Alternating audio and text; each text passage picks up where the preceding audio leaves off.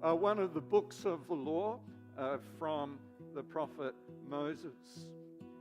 And in chapter 19 we read, "When you harvest your fields, do not cut the grain at the edges of the fields, and do not go back through your vineyard to gather the grapes that were missed, or pick up the grapes that have fallen.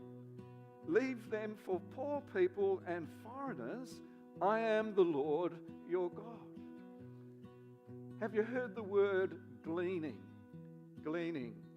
It's probably not such a familiar word these days, but back in biblical times, it had a particular meaning. That was the law of gleaning, that when the harvest took place, those that were harvesting would not harvest right up to the boundaries, but would leave sections of the grain for those who perhaps were widows or orphans who didn't have land, foreigners who were visiting, to collect the grain. And so this way, poor people were looked after within the people of God.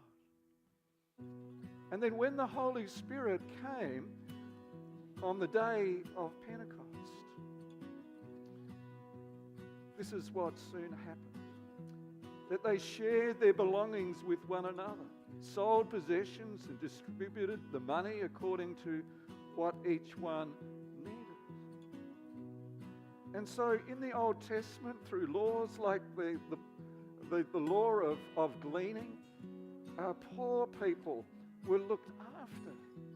But this had found a new and wonderful and perhaps deeper expression within the early church, where people looked after each other within the church through the goods and the possessions and so forth that God had given you. I'm not saying that's the exact model that we need to follow as a church, but it's just a pointer to what happens when the power of the kingdom comes in the Spirit.